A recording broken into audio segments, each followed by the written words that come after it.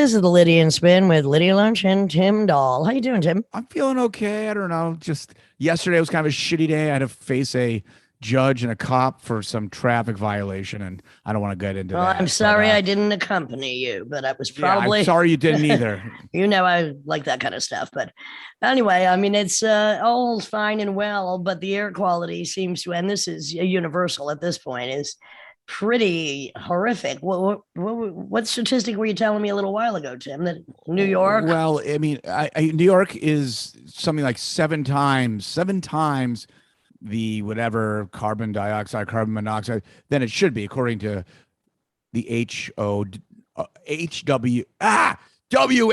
God, but see, that's what happens when you don't have enough oxygen in the air. Your brain just starts going a little out there. At least mine does.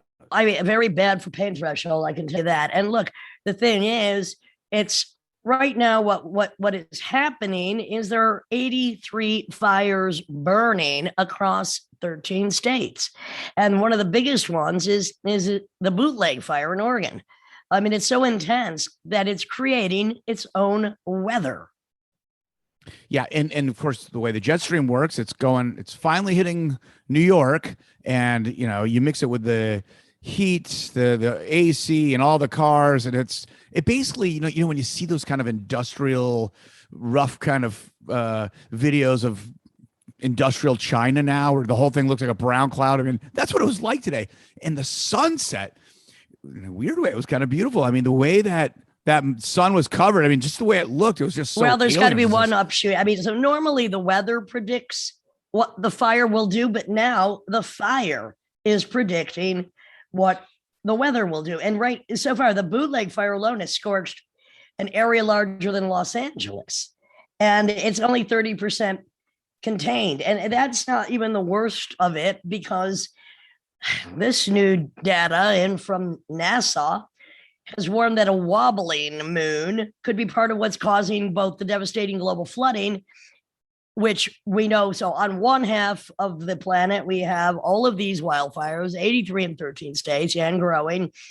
And now we have these floods, which I want to get into in a minute. But the moon is said to wobble in an 18.6-year cycle, and it slightly changes its positioning to Earth. So that change, and it's much worse than El Nino or El Nino, it can amplify or suppress the Earth's tides. So right now it's amplifying, which is why we've seen this flooding in Europe. I mean, catastrophic flooding. And the thing is, it's happening in the UK, Austria, Belgium, Croatia, Germany, Luxembourg, Netherlands, Switzerland, Italy. I mean, this is now the tides are, the flooding is like the wildfires, kind of the next plague. And according to NASA, I mean, there's going to be another one of these moon wobbles in 18.6 years, but right now it is. And of course, the cities that are going to be hit the worst are New York, New Orleans, Miami, Los Angeles, Osaka, Alexandria, Egypt, Rio de Janeiro, Shanghai. These are most likely soon to be where the next flooding happens. Well, you have the rising tides, but what was interesting about the flooding in Germany, all near kind of just south of Cologne there, Koblenz, that whole, we've all driven that. It's like the A3 between Frankfurt and Cologne. Anyhow, that area is kind of hilly, definitely not on the water. Yeah. There's some rivers, and basically like half of these small towns are just like eroded away overnight. I mean, really absolute, just it's like a tornado of water. It's just absolute devastation. And these are like older villages, not prepared ever for this kind of activity that, is sadly climate change coming just about everywhere. I mean, hurricane season is just beginning. Good luck on that one, motherfucker. Well, speaking of like mudslides, not everything living on this earth hates the things. Have you seen that pack of elephants that's kind of like going through China right now, and they're caught on tape? There's this farm, and there was basically it rained a lot, and there was just like this hill, and just like kids like to play in a mud hill that when there's a lot of rain, they're all like, they were just having fun. They were all just for recreation sliding down. Oh no! This Suddenly, hill. Of course, they're all taking turns, and of course they're giant elephants. And the farmers were all like, oh no, my crops are all being destroyed. And then of course at the bottom, they all celebrated by just wolfing down the crops, which happened to be sugar cane. So it was like a ice cream party afterwards, or maybe shots of alcohol, depending on how you interpret wolfing down sugarcane, which I didn't realize an elephant eats 16 hours a day. And and it's like all plants, and they eat about 300 pounds of plants. I mean, those things. I was waiting for there to be an elephant avalanche. I mean, that's what I thought you were. Well, not would have been there. It's a pretty fun. There goes video. the kids. Elephant avalanche could be worse. Well, some things seem to be opening up. Things are trying to open up. Are they really opening up now? Mandates again for masks. I'm not against masks. But, I'll be flying. We'll all be flying eventually soon, but we'll be flying. We'll be flying. All right. And I'm going to Germany soon, which is I'm going to the flood I'm going zone. to Los Angeles and San Francisco. I'm going to the fire zone. So the bake zone. I'm going there. So anyway, airlines and federal regulators are scrambling to, of course, contain a sudden uptick in unruly passengers. We've described this before. And as I've said, 3,420 unruly passenger reports in this year alone. 3,000 weapons have been seized at airports. And now they're developing airlines a zero tolerance policy. Fines are larger. But I really like this part. In an undisclosed location near airports around the country this month, flight attendants are receiving training in aggressive self-defense moves, specifically designed for close quarters. So they're learning the double ear slap, one of my favorites. Eye poke, I call it the curly shuffle. The groin kick, I'm a master. And they're learning these tricks to swiftly disarm passengers with sharp weapons. They're just idiots. They're drunk or they're just stupid. And, they're meant to de-escalate and quickly subdue. But I love this incident last week when the training was put to what I consider very good use. So a female passenger on an American Airlines flight to North Carolina attacked and bit several flight attendants and tried to, open the door mid-flight. Well, the flight attendants, I love this. Tim, I love the word duct tape. They grabbed a roll of duct tape. Yes, you do. And the woman arrived at her destination, subdued and bound tightly to her chair with duct tape, including they duct taped her mouth.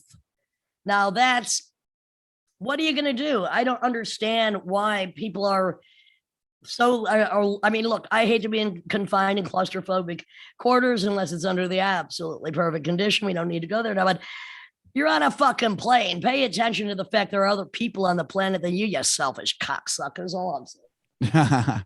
It's a double ear slap. Is that the bell ring, which is known the move? And it'll give anybody a cauliflower ear. You do it enough. Oh my God. Let's see. Fun news, funny news. Anything. Give me some fun. Give me some fun, boy, too. All right. Well, we can interpret it any way you want. So a Philadelphia couple, Julie Ben and Paul Richter, they set up their dream wedding. And of course, 2020, the COVID happened. They had to postpone it a year. So then July 3rd, 2021, they're doing the postponed version. Everything's going great, blah, blah, blah, until they take the first dance, the bride and groom, and the groom goes through that kind of traditional dip move, at which point the bride's knee completely dislocates. And she's in screaming agony. Everyone's there. She's in her wedding dress. There's a doctor in the family, and he's kind of like, you got to go to the hospital immediately. So I guess the party continued, and they kind of reset her leg, and hours later, she comes in some kind of like giant, absurd like cast cyborg, those cyborg cast things that you see. And she kind of got through that last dance, and then it ended. I don't know how that marriage is going to work out. Well, it's off to a shaky start. Let's just say she thinks it's hurting now. Give it a few years. It's when the real pain begins. Try to extricate yourself. I mean, she tried to get out of it by accidentally breaking her leg. Well, she's going to want to break her own neck in a couple of years if this keeps going on. I'm just saying, I don't believe in that shit. I know you don't. So this teen in Colorado, she has her learning permit. She's kind of a new driver, and she's all excited. She gets in her parents' car with mom or dad sitting in the passenger seat, giving instructions. Okay, just relax. We got this. Immediately, she presses the gas pedal as opposed to the brake and launches the family car into the neighbor's swimming pool completely. And then the fire department has to come, and tow trucks, and she got a tickets, and the pool's all destroyed. Now, I'm not going to throw people's names under the bus, but don't we have a mutual friend who drove a car into a swimming pool? I think that was done purposefully. So that was more of a grand prank than an accident. I guess the driver should have taken swimming lessons as well as driving lessons, but that's just ridiculous. Well, I mean, Simon always had the funny one where, if you really want to get revenge, it's kind of beyond a practical joke. It's kind of just like a vandalism. Yeah. If you really want to fuck with someone who you don't like, who has a pool, put a mattress in it. And supposedly that takes a tow truck to get out because it gets so waterlogged. Oh yeah, you can't lift that thing out. I mean, that's just for all you pranksters out there. A little. Simon's known to have pulled a few dirty deeds in his day. I'm sure he's got a manifesto or handbook ready to be printed as far as I never underestimate the possibility for you to do something really atrocious to the right person. That's a compliment. In Texas Six Flags Water Park, also known as Hurricane Harbor Splashdown, there was a giant chemical explosion of chlorine, maybe. It was bleach and sulfuric acid combined. So they have all these chemicals because basically these are giant cesspools. So they're doing everything they can to keep the pH levels normal and kill bacteria and all that stuff. So when they arrived, and there's all these people screaming, they thought that the pH levels must be out of control. They must be really acidic. Had a leak. And they have all like 60 plus people like flushing their eyes and like, pH levels were 7 where they wanted to be in the sweet spot. So then it took them a while. They realized the chemicals that weren't supposed to touch. There were 2 incidents of chlorine dispersal in Los Angeles recently, like one on one of the freeways and one with a U-Haul with like 600 pounds of. Why the hell is a U-Haul hauling chlorine? I know why. Chlorine is there's a low supply this year, and I bet you people are trying to smuggle chlorine through possible. because the swimming pools, a lot of people have swimming pools are going salt water this year because chlorine is just through the roof. It's just like so much more money. But did you see that in New York pools, they started to post, and people are kind of aghast at this, no pooping signs, like as if you don't know to not poop in the pool? Well, we had a party pooper the other night at a party we went to. Did you? Party poo. No names. Well, we're not going to drop that person's name. No pun intended. Under the whatever. Speaking of poop, I don't know why it keeps on going there, but I mean, there was a huge sewage leak in the Japanese Olympic Village or something. God, so yes. I mean, that thing's a disaster. I predict they're going to pull the plug on the whole thing. It's a public relations disaster. 75% of Japanese don't want it. They're going in their 4th wave. Toyota pulled their advertising from the whole thing. And then, of course, just in classic Japanese business fashion, they all followed Panasonic. Well, Fujitsu, look, it's freaking ridiculous. And at the same time, you have all of these like people going to baseball games now en masse. The thing is, I'm all for sports competition. They don't need to really cancel it. They should have canceled the audience participation. And then still there's like thousands of people in competition. It's ridiculous to even stage any of these events right now because it's not going to help with the problem. And the problem is not going away. And what are most problems caused by? Other fucking people. Yes. I mean, I think what it was is Japan was going to lose money no matter what because of last year. And they made some calculation like, well, if we still do it, we're going to lose less money than if we totally cancel it. Whatevs. All right, Tim, what do you like to watch if you ever watch the Olympics? I mean, I got to bite my tongue. I almost said something terrible. But winter or summer Olympics? I don't give a shit. I don't care about either of them.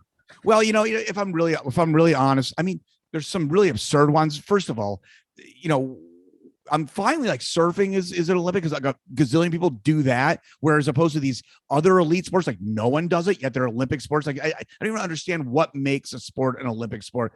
I'm not into like judgment Olympics, like whether it's equestrian stuff, like 8.6, like either I like this simple shit, like who's the fastest motherfucker on earth, just like let's just see what's really going down, like who's the fucking who can do all that shit. You know what, I'll watch an episode of Ice Truckers any day over the Olympics. I'm just saying, I like the possibility of somebody getting sucked into an ice patch. That's all I know. I don't know. I do have to say, not that I really watch the Olympics. I mean, who's this girl Biles, the best gymnast of all time? I mean, I like just see humans do that. It's like insane. I think everybody should just go back and see some original Tonya Harding skating escapades before she had that unfortunate incident that took out, the princess of skating, Nancy Kerrigan. I'm like the real Tonya Harding skating. The movie was good too. Pretty good. Anyway, that's my own personal home Olympics for. I also like the sports that kind of came and went that failed. They tried and just no one was into it. Like there's a winter one called, it's like ski dancing, and it was basically a hybrid of like skiing and figure skating. Timmy, you're going off the rails. Stupid. I don't give a shit about any of that. It's ridiculous. That's a funny one. All right, let's just go into this episode. I think we've had enough. Really, we have at this point. Sure. The lack of oxygen is obviously going to all of our heads. As a matter of fact, I don't know whether to stick my head out the window or in the oven right now. I mean, maybe in the oven there's more oxygen than outside at the moment. I have no idea. Either way, we're baking or we're flooding. This is the Lydian spin. I don't even know what episode. I can't count that high right now, but we do have Lisa of the Bellrays coming up, and she's gonna be chuckling with the best of us.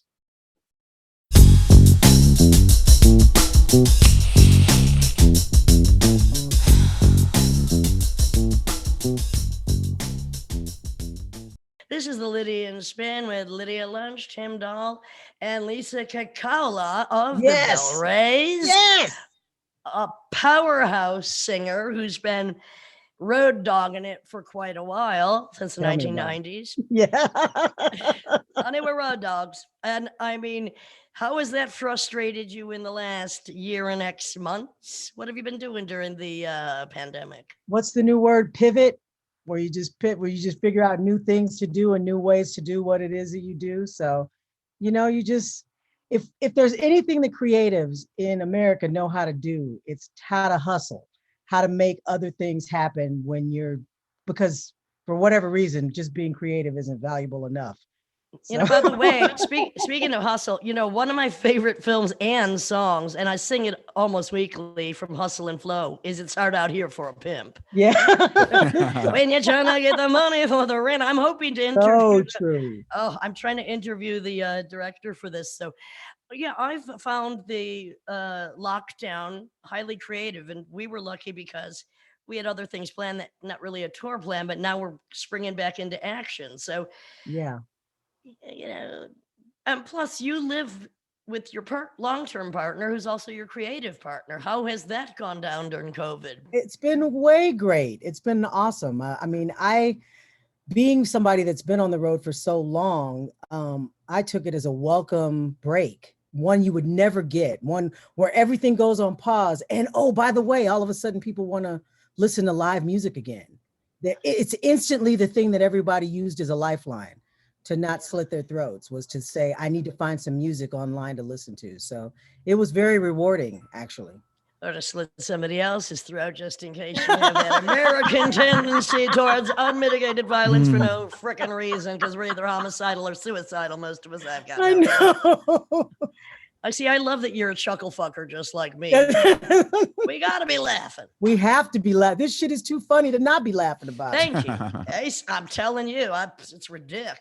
Tim, sorry about that. Yeah, so when's your first, or maybe you've done it already, in front of an audience live show? That is happening June 25th. Oh, congratulations. Where's that going to be? Riverside, California, my hometown. So all right. It's great. I'm actually so happy to start it there, to be able to start doing those shows there. Is it going to be a tour or just a one-off? No, just a one-off. Yep. I don't think touring, No, exactly. Not till 2022. I don't think anybody's going to be really well equipped to do that. Well, we're going to test it out for other people. We were one of the last shows in New York right before the hammer dropped, and then we're playing July 2nd in New York, a one-off.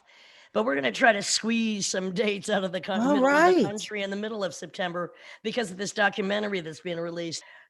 Also, East Coast helps a little bit. I mean, yeah. Where everything's closer together. Like Everything's closer. Yeah, it's hard to kind of just spring off of California and do a full tour.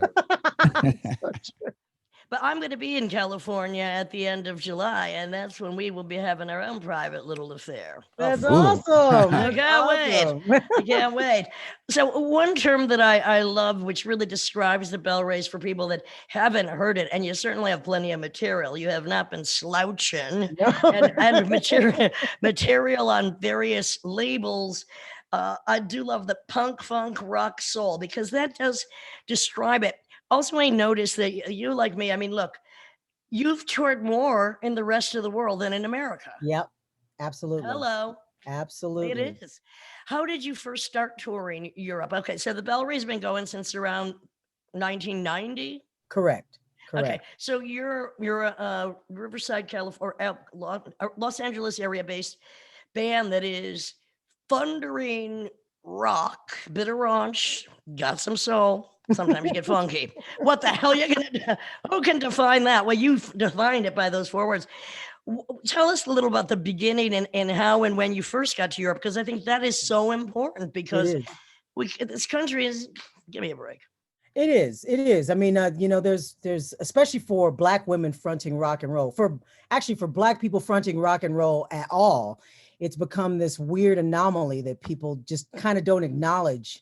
In America, strange, it's a very strange slang. Even though Black America invented rock and roll, absolutely, it's like okay, that makes sense. And most of the most famous men, this is the stuff that always gets to me. The men that people most associate with being rock and roll are usually men that act like Black women. You know, right. Look at Mick Jagger. Mick Jagger. Most of his, he'll even say it. Most of the shit that he got from watching Tina Turner play. Tina Turner, but it's been. I mean, it's documented. I mean, he would just be studying her every night, and probably those chicken legs could never compare to the wondrous and glorious thunder thighs. No, they could not. That's another thing we share, Lisa. We got some thunderous thighs. Sometimes you got to sing from the crotch out.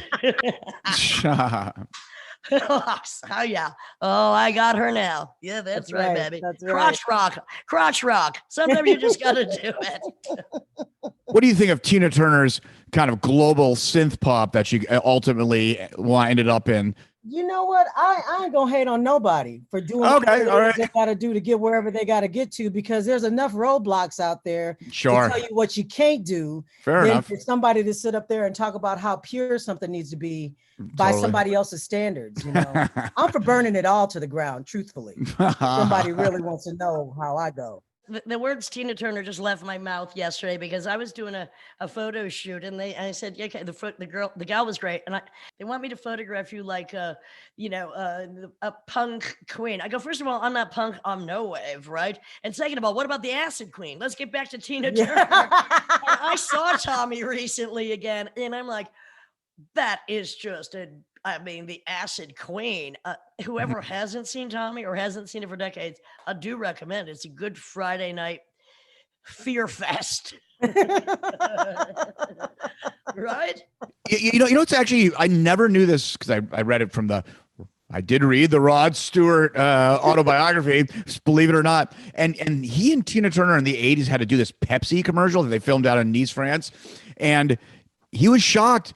She doesn't really ad lib. She everything is prepared. It's like almost like all the melismatic stuff. It's not like she's not really coming from that gospel tradition. It's basically everything's worked out. And I understand that. Yeah. I mean, that's consistent. That's not a criticism. I never would have guessed that. Is basically what I'm getting. 3 words: Nutbush City Limit. Just saying, that is one of my favorite tracks by Tina Turner. There's not even anything that follows. That's just, you got to take a breath. Even the words Nutbush City Limit, you just got to take a deep breath. So, all right. So then, your 2022 is kind of that's when you're going to start touring again. So you're going to do some one-offs. Are you writing, making new stuff, or have you? Are you going to go in the studio, or are you just always writing? We're always in the studio. We have a studio that we actually do a lot of our what we've shifted to is doing a lot of performance online, like on socials. as well as in private Facebook groups and Patreon, that kind of thing. You know, And whatever also it was. as a two-piece, right? I saw some of those. Yeah. That's with you and Bob Vennum. And yeah, his real name, by the way. I ain't gonna fuck with a man called Bob Vennum. His real name, Bob. So you've been Vennum. doing these two-piece. I saw some of them and I loved it. And so, but when you're going back to do shows, then you have the full band coming out again. Correct. And has the band changed over the years? I mean, look, you've been with Mr. Vennum. Yeah, you're the writing. band has changed. Yeah, you're writing. I mean, I can't even get into how often the band has changed. But It's you're the changed so core. often. You're the core part of it, and so I mean, but you remain the creative forces. So sometimes you just got to change it up. And also, you know, not everybody can either take as much as we want to tour or when there isn't a tour. Yeah, I mean, that's one of the, I love that you brought that up because that's one of those things that I love to talk about with anybody who's talking about going into music or being in a band or doing that. There's so many options now. Like you can just say, oh, I think I want to be a YouTube star, or I want to do these other things. I want to stay home and do this other thing. That was not an option back in the day. You had to take it on the road in order to get it out there, or in order to get somebody to take you seriously. Now that isn't so much the case. And also to get it out of yourself, because I'm sorry, but there is nothing like the intimate relationship between a live show, between the performer and the audience. We ain't no YouTubers. Trust me, I'm sure we both have enough shit on YouTube. We still haven't become a YouTube star. Where we rise and where we shine is on that stage. Yep. So going back to the question I asked you before, like who came in and said, you need to go to Europe, you need to go to South America? How did that happen? When, of course, we could barely get dates in this country. Of How course. did it all start up? It took us a long time to actually pick up traction enough for somebody to even take us seriously enough to say, oh yeah, you guys are a great idea. You know, so we started in 90, but we didn't start getting offers to actually do anything on the road until like 98. And as soon as we went on the road in 98 with Nashville Pussy, that was like the first group that we went out with. And they were I got to give a lot of credit to Blaine and Ryder and Corey. And I think it was Jeremy at the time that was with them. They were huge fans of our band. And they just said, man, we got to take these guys wherever we can go. And they took us on the road with them. And right after we got back from that, we got an offer to go to do Trans Musicals in France. And that one show actually helped us catapult everything into playing Europe. And so how many shows was the Nashville Pussy tour, the U.S. Nashville Pussy kind of? I want to say it was about breakout? 2-3 weeks, because at the time we all still had jobs. So it was about, 14 dates, 14 shows. I really back now, I mean, X amount of decades later, that's about, it's hard to get 14 shows in this country. And hello. and by the way, you like driving? What I'm now a bus driver. I mean, it's like there's a long haul. and in Europe, at least, when you're driving, and you will be driving, the situation is just so much nicer. It is. It really is so much nicer. What's one of your favorite countries or places to play? You have any favorite tours? Because once you started then becoming more intercontinental, things just they keep going from there. And I saw on the list, I mean, you've done quite a few countries in South America, which is yeah. So Sao Paulo, South America, if you're talking about just South America, Sao Paulo. We played the Future City. What was that? Brasilia? Yeah. That was some crazy. That was awesome. But we got to play that with like Mudhoney and oh my God, now I can't think of the band name. The Melvins. They often go together because we played with Mudhoney and the Melvins in Minneapolis a couple of years ago. We did a Halloween show with the Melvins when they were back in Jello.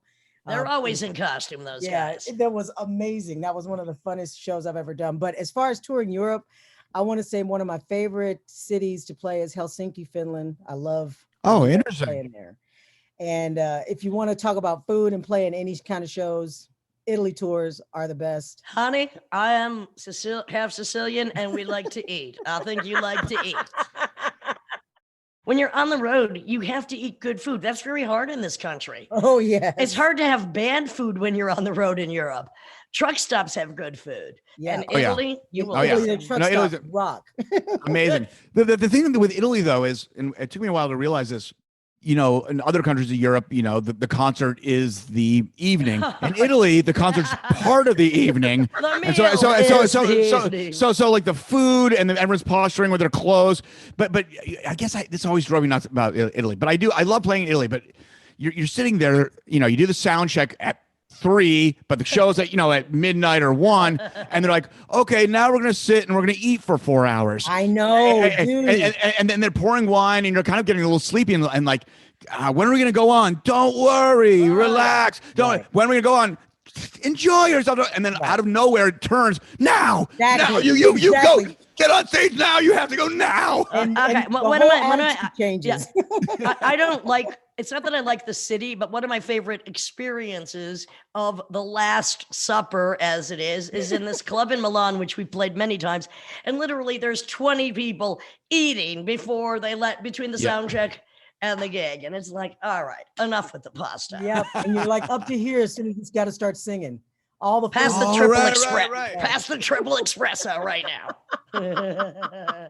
Funny, but not funny. Funny, but not funny. Yeah. Oh wow, yeah. We got some road stories about besides. So let's start at the beginning. So, at what point were you like, this is for me? I'm gonna do this for my living or just my livelihood or who I am. I can't not do it. When's the moment that's like I can't not do it? When you must do it. I remember. I want to say it was like we went to go do this one song.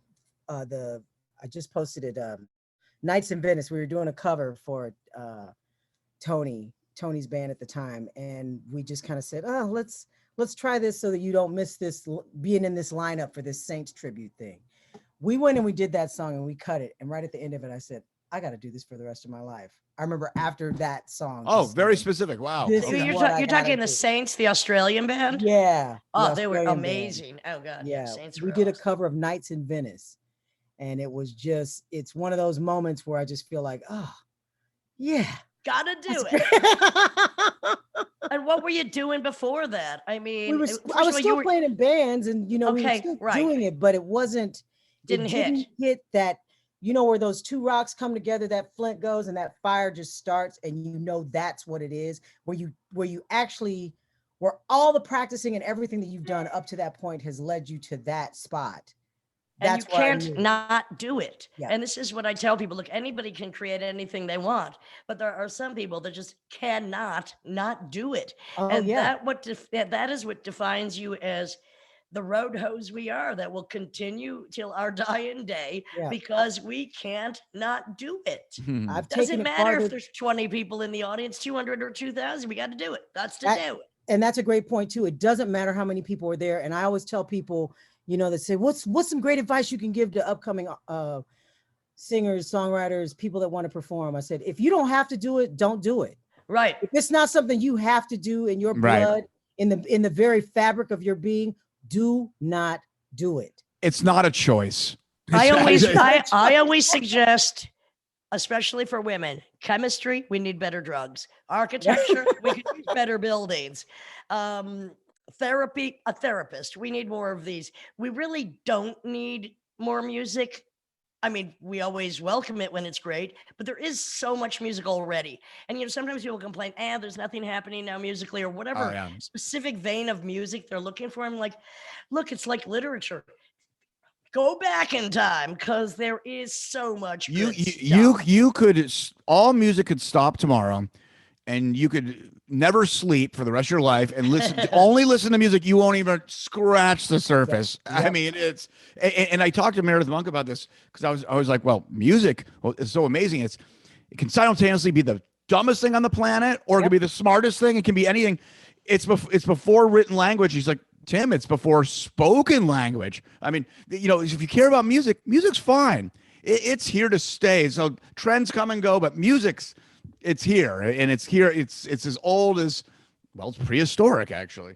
Well, I feel like there's been a lot of crap in my way. There's a lot of people that don't know I exist because somebody was spending much money marketing some bullshit that didn't even really need to be out there. That nobody really wanted to hear, that had no real staying power, that they were trying to say sounded like something like what I was doing and put a white face on it or put whatever kind of face on it.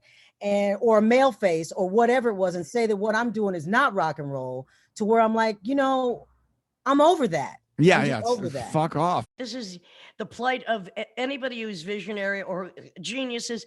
There ain't a bunch of them that had great success in their time that really made it rich. The people that are successful, it is tokenism. It is because the machinery is behind you. And often in especially music, it's like, we want one of this type only. We want one of that, and we want of that. And we want also somebody that's going to do the work that's basically sometimes a high paid professional musical prostitute. Yep. It's actually worse than that. You're actually being nice in your description. I mean, it's. He knows me. But I'm going to ask the two of you this. And, when there's obviously like a payola situation where something's just constantly on the radio, and it is so bad, it's so anti-music, and I'm thinking to myself, why was this made, and why is it being forced down society's throat? I don't think anyone wants it, but of course the average consumer, it's like Chinese water torture or something. It's like eventually it has an impact, and they're basically like, I guess I like it because I've heard it a million times but not paid attention. But well, look.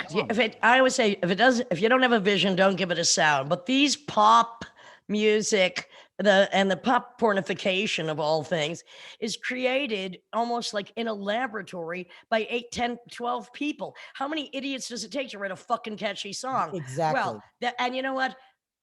Bellrays usually have 2 people writing a song, and they're pretty smart, and they are catchy. Now, motherfuckers, deal with that.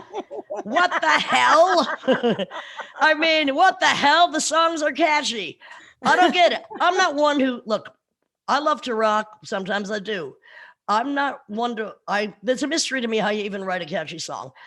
But when I hear one, I'm like, and where is, but then hang on. You did do, some of your music was in commercials. Yeah. Congratulations. Why not more? Why not more? How did that happen? That was because we got somebody in on our side on the publishing end that got it. And when was that though? That was not too long ago to live on. Yeah. But it was one of those things where he got it. He said, yeah, we got to get the Bellrays in here. He got it, got us in there. And then they pushed him out. They pushed that guy.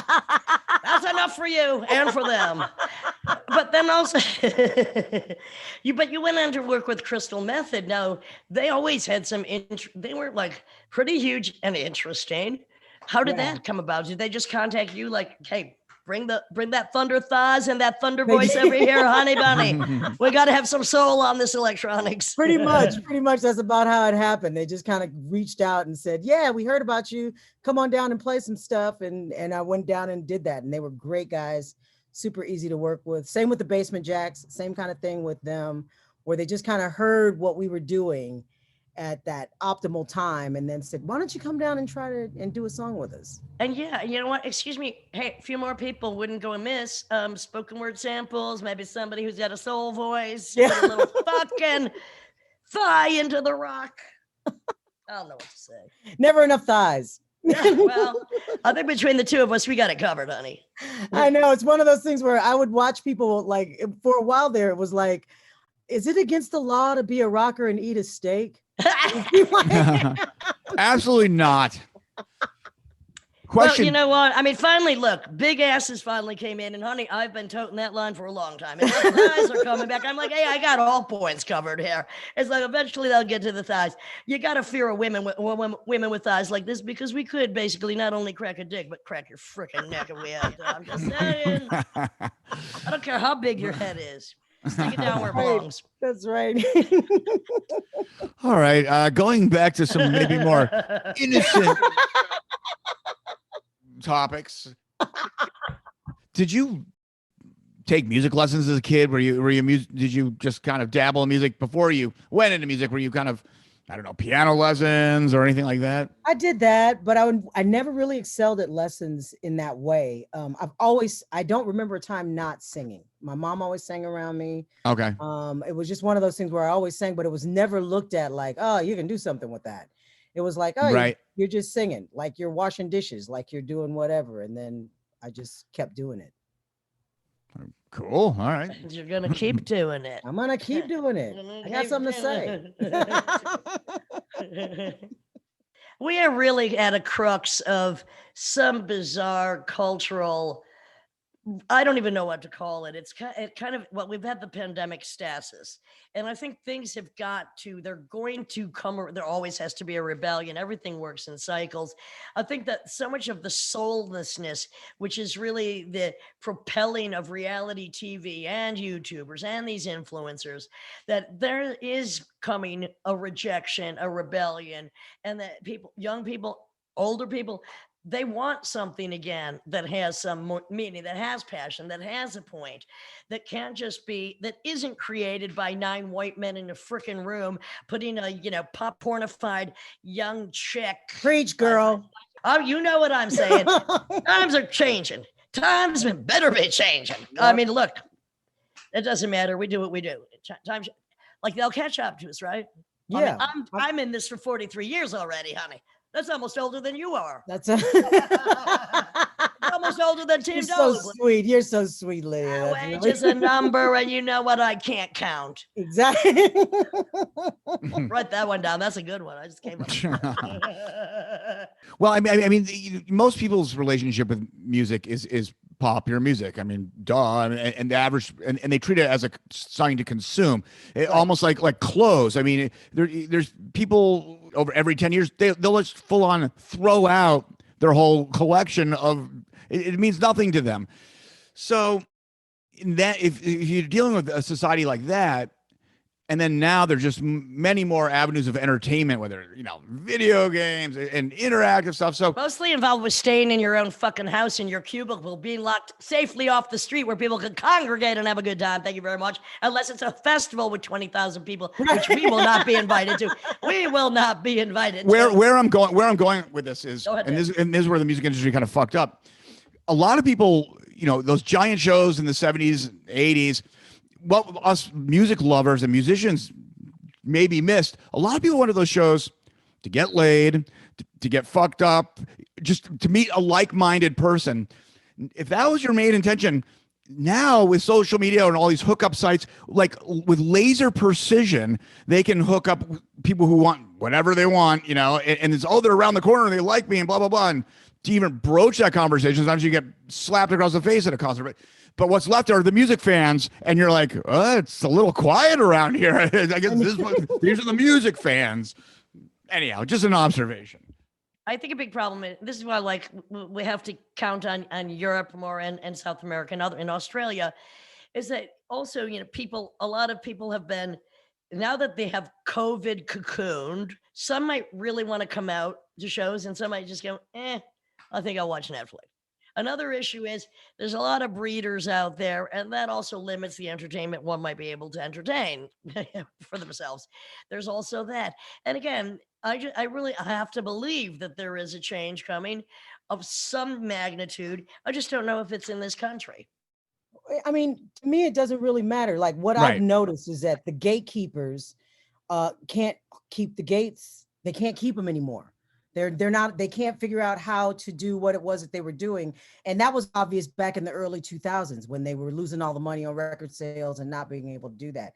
Now people can find their own fans if they're willing to go out there and look for them and talk to them directly. So you don't even need that machinery to be successful in what it is you do. Whether people find you or not, whether they're willing to look for you or not, I'm not really that worried about it. I've been getting away being ignored for forever. So it's like, why do I didn't need it in the first place. Right. It's just now I'm not even going to kowtow a little bit for it. Honey, I think my fans, I think my fans have just been recycled. They're all the same, like 200 people forever. It's just been reincarnated. I'm glad I got those wherever they are. But it's one reason we started this podcast is, to try to expose people to different audiences and to expose the audience, whoever they are, to different artists, whether it's musicians, artists, filmmakers, photographers.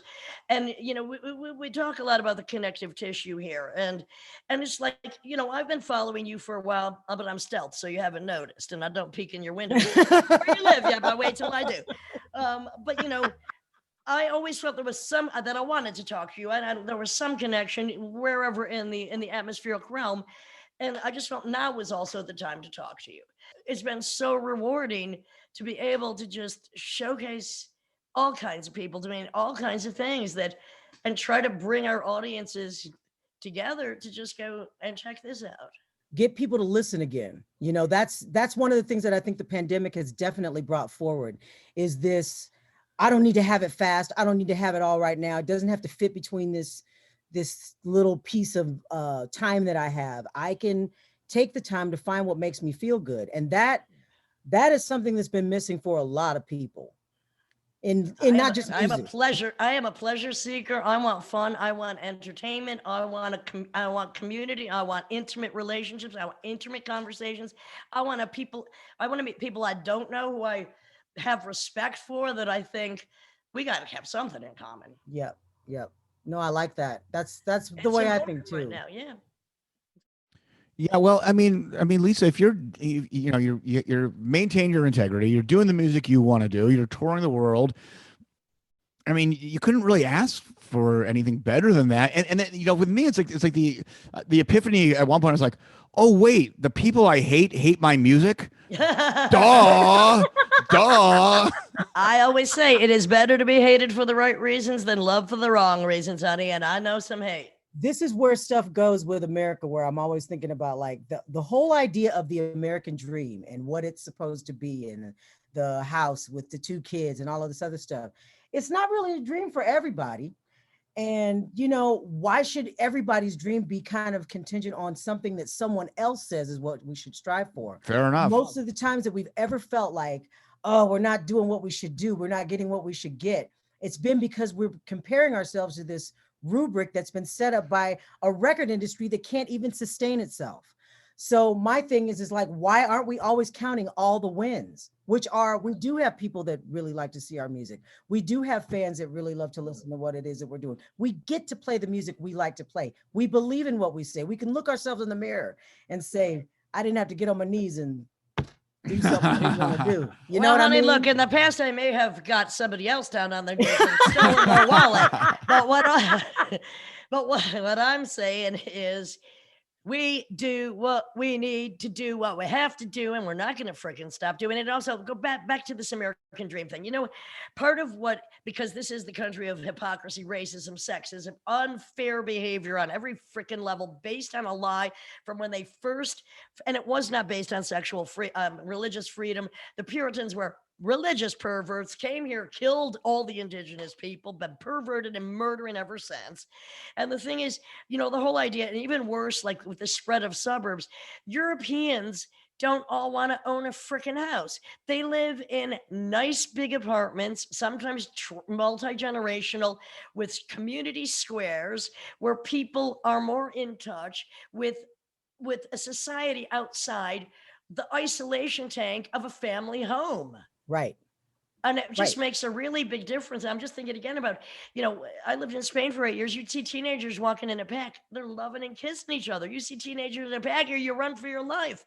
Only because children are because in America, we are so disrespected, no matter who or what, on so many levels in everyday life. And this is part of what causes so much violence and dissent in this country now is, you know, fear of, and the lying, just being lied to constantly. And, you know, you don't want to pass a minimum wage of $15. That doesn't even get anybody out of poverty, $15. Fuck you, I know, millionaire politicians. Trust me, I talk about it all the time. I know, I get it. 2 rolls of toilet paper is what somebody what we're fighting about, somebody being able to make every hour. You know, I'd like to wipe my ass on Lindsey Graham's forehead once, just to let him know. He's the one he recently said, well, we've got to, you know, end these supplemental paychecks because even some of his family doesn't want to go to work. Who wants to fucking go to work when you can't afford to? Now, bring that forehead over here. If there's somebody that's actually just like, you know, is chomping on a bowl of dicks, it's definitely Lindsey Graham. Oh, yeah, that guy sucks. He sucks. That guy is just like, I don't know how he can look himself in the mirror. Lisa, say that one more time, because I never heard chomping on a bowl of dicks. I'm gonna write that one down. On a bowl of dicks. Well, yeah, you know, the biggest lobbyist of like social welfare, if you will, is the Walton family from Walmart. And so the reason they do that is because they pay below a livable wage, and then us taxpayers have to pay the difference. So we're basically just giving them money directly right into their fucking pocket, the family. It's like, fuck off. Right. Finally, America is starting to talk about the crime, which is still ongoing, of slavery. Admit something. The issue is this: reparation. Oh, please, why not? First, admit what happened. Stop canceling it. But now slavery has been sophisticated, so that almost everybody who doesn't have a good paying job is in some kind of indentured servitude to these, the cockocracy, who are millionaires and billionaires paying no fucking taxes. That's right. And here the rest of us are trying to wipe our fucking ass on Lindsey Graham's forehead because we can't afford the toilet paper now. Exactly. Go right back over to, it's like we made a full circle right back to the American dream. We just went right back around it. Which is the lie, which is the and American it's always fucking fear. lie. Everything is just predicated on fear and preaching fear and putting it out there in the forefront because it's easier to market. It's easier to keep us separated. It's easier to keep us say that one more time. The whole point is to keep us separated. Keep the blacks and the white and the Mexicans. Let's separate the women, the blacks, the Mexicans, all the poor people, divide them so they cannot conquer. Yep. That's what white flight was. It was actually to break up the unions. So there'd be all these manipulations in the factories, like, well, we're going to give the Irish a raise, so they would be fighting. But if they lived next to each other after work, they could actually have conversations and figure out what's going on. Then you defund the public schools, and then you create these like basically white only suburbs, and now they're not talking anymore. The ignorance in this country is so unbelievable. I was really shocked when I found out there is no science standard of teaching in high schools in this. Hello. I know. People have no idea of not only history, but the way that Europe, for instance, or any other part of the world lives, and what is actually the driving force behind. I mean, as you know, in Europe, almost every country you go to, people are a lot happier. There's a lot less violence. There's certainly much less murder. And, oh God, I was just thinking of Mary Clinton going in with curlers to sing for the Rolling Stones. Get me shelter. Have you covered that? No, I haven't. Well, I think we should. I am stuck on rape. Murder, it's just a shot away. Oh, trust me on that one. What was the music? I mean, before you got into music, say, you said your mother was always singing, you were always singing. What were you, at that period, say even before you got into punk or alternative music? I mean, were you into the blues, rock and roll? What did your mother listen to? I mean, I remember back then, AM radio was what everybody. It was great. I mean, we're talking like late 60s or 70s. It was amazing. Everything was on there. You'd hear the Beatles, you'd hear Joe Tex, you'd hear. Oh, wait. I do love Joe Tex. Who doesn't? Well, people don't even know Joe Tex. I love that period music. I love dancing to that. And we had Adele Bertay on here. I don't know if you know her. She was in The Contortions, sang for Tears for Fears, wrote a book, Why LaBelle Matters. And it is fantastic. Awesome. We used to dance to Joe Tex and the like. Oh, Temptations, Ball of Confusion. One of my favorite songs. Yeah. That period of music, it was rebellious, it was revolutionary, it's diverse, it meant something. Damn. Yeah, to me that was like, those things are what bred punk rock. To me, those are the things that Iggy and the MC5 were listening to. Oh yeah, in Detroit. Push them into that. It was all right there. And let's talk about how Detroit invested in their music program back in the day. Everybody had good music instruction at the time. So it's not amazing that all that great music came from that area, because they were investing in music for those people in those schools. And I was vetting you out, and saw you mentioned the MC5 a few times, and we had Wayne Kramer recently on the podcast, and just what a career also. I mean, somebody that had this pretty radical revolution hard rocking band, fell into the drug hole, went to prison, came out, wrote a memoir, and now is doing benefits to bring guitars into prison. Yep. Now, this is a good example of actually what the 60s was supposed to be about. Right. Not necessarily going to prison, but some of them did. It was lined up that way, though. We got to admit that it was definitely lined up that way, so that the dissenters would end up in those situations. And sure. we're not even going to start on how many important minds, especially in the Black community at that period, were incarcerated, institutionalized, or shot dead. Oh yeah, absolutely. And you know what? That's the way it was. Yeah, and that's the way it is, and we're trying to change it from that now. But it's just this whole idea of not really seeing the full picture. People constantly wanting to just say, oh, well, let's just look at this part of it. Oh, yeah, slavery was bad, but let's not really talk about that. That makes me uncomfortable. I don't like talking about these things that make me uncomfortable. And that is, to me, that's more of what has been pushed as being part of the American dream, is not having to talk about shit that you really need to talk about, And also, I mean, the thing is, look, it wasn't our parents or grandparents, but all colonialization, slavery, racism, sexism, war, militarism. It's in all of our bloodlines in one way or another, whether we were the victims of it or the manifestors of it. And people in this country just don't want to know history. Look, in Spain, they have in their constitution amnesia about the Civil War. What the hell? I mean, it's I always say, because when I go to Germany, it's like, with a gun to their head, they were forced to really look deep into themselves. And one of the curses of being on the winning end of World War II, including France, England, Netherlands, and ourselves, is this crazy spin-off of this exceptionalism where we don't acknowledge our truth and the painful truth that we live in. And it actually ends up hurting us more. It actually doesn't benefit anyone. And again, it's all fear-based, fear of other, fear of something else. Absolutely. Or as I like to say, people paint their fear on my face. That's what this country does. They paint their fear on somebody else's face. There's a lot of money and campaigns that go into creating that and propelling that so that it stays so it has been the status quo. And that's where things like #MeToo have really come in and thrown a wrench in that. There are a lot of things that we should be grateful that Trump was in office for. To me, he made it clear to the rest of the world what America really is. And its worst.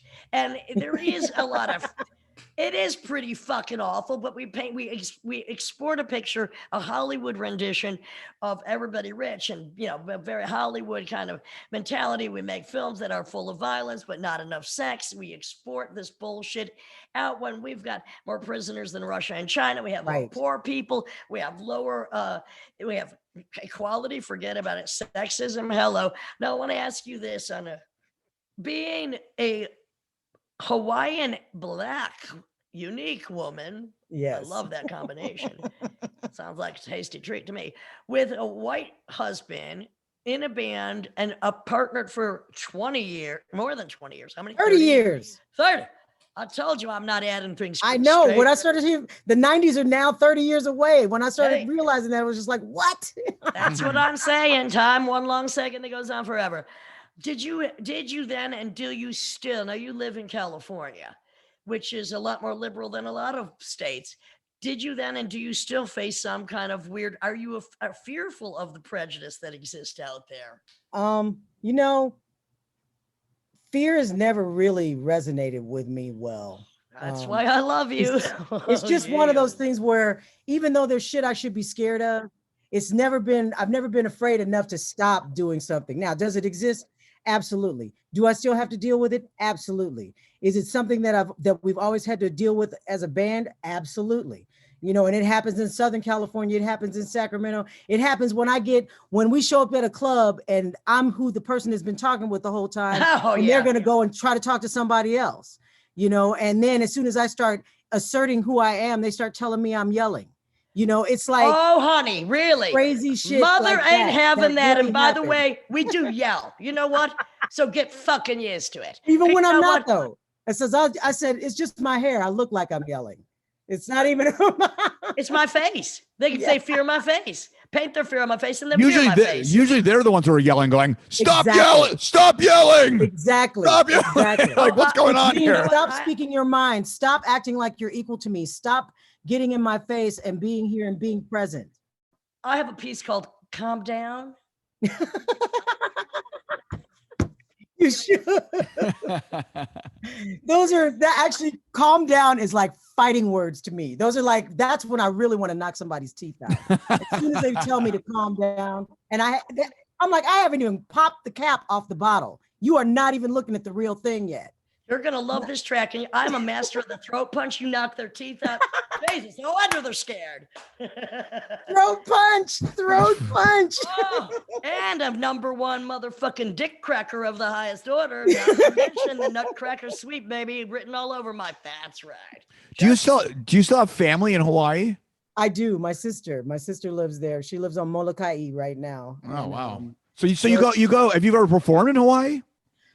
Not as a band, not as a full band, but Okay. just like Bob and I have done little things at occasional stuff. Actually, our drummer from Let It Blast lives there and sells real estate over there now. So we could totally do something. We could totally do it. Get a job at his employment agency because there is money in real estate. We're Oh trying my to God. get off our songs. I Oh my God. I don't want any Spotify's paying. Keep it, you motherfuckers. I don't He need it. scored big. He scored big. I think he sold a place to Stevie Nicks or something like that. So he's friends with Mick Fleetwood now because he lives over there. Well, I always take the Lindsey Buckingham over, but I have to admire Oh, I boy. have to admire a woman that doesn't mind having drugs blown up her ass because there just aren't that many of them anymore. I'm just saying.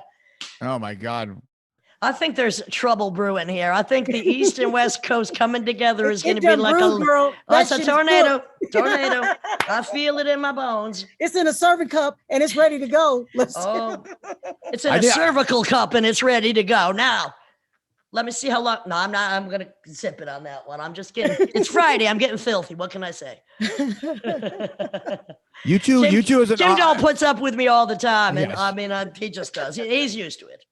He doesn't I shirk. would pay to see the two of you as a cappella duo, full volume. Tag team spoken word. Pipes.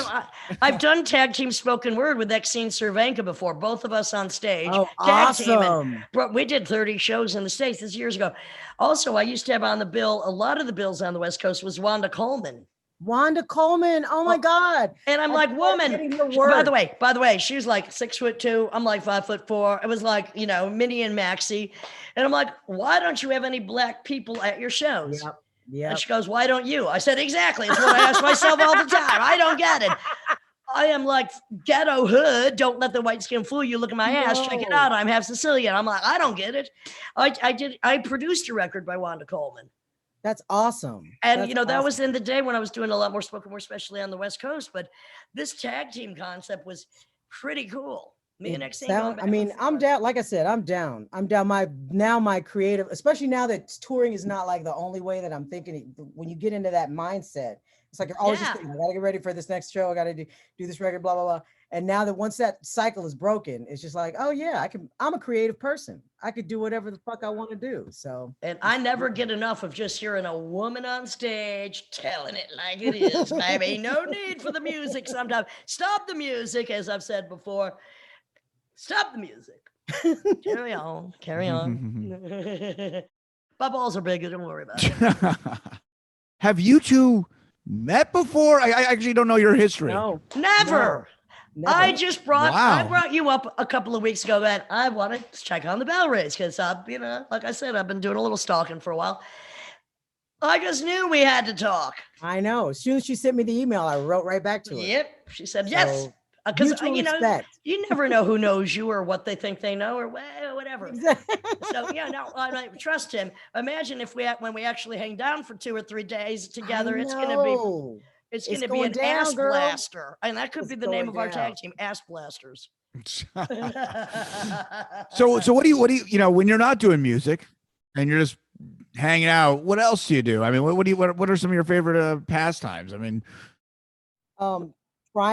trying to sleep through the night. That's oh wow, you guys really connect on that one. Can't sleep through the night? No, I sleep through the can't. night. No, it's just What, one of 2 those hour things. shifts? Yes, it's just That's like- me. no. 2 hour shifts, right? True thrill. I mean, 2 hour sleep is like shifts. the new drug. Like everybody's. I would really like to figure out how to do that. Honey, I study people sleeping. I don't get it. 2 hour shifts? Is this true? Yeah, You are pretty my- much. You are my It's pretty sister much witch 2 hour wife. shifts. Maybe we could take shifts. There's somebody I tour with, Mark Hurtado, and he sleeps also in 2 hour shifts. But so when we're on tour, we write down the times. So we're never sleep at exactly the same time, but we always sleep for the exact amount of time. We're just like, oh my God. That's what You guys could do the perfect horror movie then, because you'd have somebody that's always up on the watch, ready to watch it. I used to be able to sleep all the way through, and then you just hit that age, and then it just says, "Oh, not you anymore." How about the heat factor? Oh, that sucks. That sucks. Heat wave, permanent heat wave. Always. Trust. I gotta have a window open and a fan on. Tim, have you ever heard me say I'm cold in the 8 years we've been? Well, no, just the other day we were driving and I had the AC Frankenstein, and I was basically like, "Is it too cold?" And you're like, you basically looked at me like, never. You fucking nuts. Never. I have not been cold in at least 15 years. Tim, you wait until you're a middle-aged black woman. And you have to do it. It could happen any day. I mean, like I always say, when it's your turn, you just wait. Well, what about when he's like, pardon me, a middle-aged black man living in this body in a heat wave? I'm Biggie motherfucking Small Volcano at some point. I know, man. It's just crazy. I don't know. Well, I always have the Spanish air conditioners, which are my hand fans because I live there. So I'm going to have to bring you some of them. Those are great. I just saw one of those in a hardware store, and I was asking Bob about it. I said, "Do you think this works?" So I think I should ask you. Fan? The hand fan. Oh, you mean those, the camiseta, that thing. Yeah, I got those. I got those. I use those all the time. That's a prop on stage. Those so what? So she does the same thing. I'm talking, honey. I got dozens. So what were you, Lisa? What were you referring to then? What did you see at the? There's the electric one. Have you seen? Oh yeah. The little. I thought she was talking about but it's like, oh yeah, those are the Spanish fans. All right, now I got to tell you about this. Have you heard about? And I had this idea a few years ago. They have electric blankets, heating blankets. Now they do have cooling blankets. It's about freaking time, a cooling blanket. Yeah. Come on, bring the ice pack. I haven't tried that yet. Have you tried it? No, but if I meet somebody with cold hands like a surgeon, I won't let them get their hands on. I'm like, give me those hands. Give me those hands. It's one of those things that you never thought. Because when you're young, you got cold hands and feet. I know. Then you're hot everywhere. Yesterday I was having a photo shoot. I go, hang on, I got to blot my Sicilian sweat mustache. I'm like, I never used to sweat. Now I got, I feel might be kind of sweaty now. I got a fan 2 feet from my fucking punan. And I got this just in case. Do you surf? I mean, do you have your Hawaiian roots? I tried it, but what I do is I chew ice all the time. This is one of the weirdest things. Like I had lost my voice and I thought I was over. I thought it was just going to end forever. And I'd been having trouble for years. It was around the same time I stopped being able to sleep because I think it was linked to not being able to like rejuvenate and get everything going. So everything you read says you got to drink warm liquids, stay away from ice, do all this other stuff. I swear, as soon as I started doing what felt good, like eating ice continually all day long, my voice got better. I never had trouble. Well, why do they say ice is not good? I mean, I thought just any kind of hydration is what you want. So I want ice. Most people they say that just cold is not good for your vocal cords, not good for doing anything. Like when I would go to see these doctors that would talk about that kind of thing, they said, "Oh yeah, you got to stay away from cold." And you know how they make like face masks that you put in the freezer? Why can't they make like a nice big fat iced lollipop that does not melt in your mouth?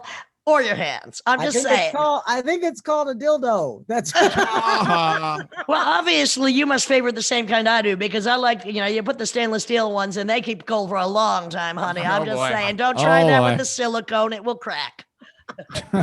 And if a dick is going to crack, I want to be the one cracking. I don't even know how this can go any further. No pun intended. I guess, it's Friday night and I'm getting frisky. I don't know. This has been great. I knew this was going to be good. Me too. I just didn't Thanks know for it would be asking this good. This is wonderful. This is really great. It's a pleasure. We really enjoyed it, and there's a chance I'm gonna be in California too. We don't know yet with Lydia, so hopefully I can meet you and let us know. Let me know. We'll come out. We'll come see you guys. Thank you. Thanks, guys. Thank you, Lisa. It was a pleasure. You so much. Really fun.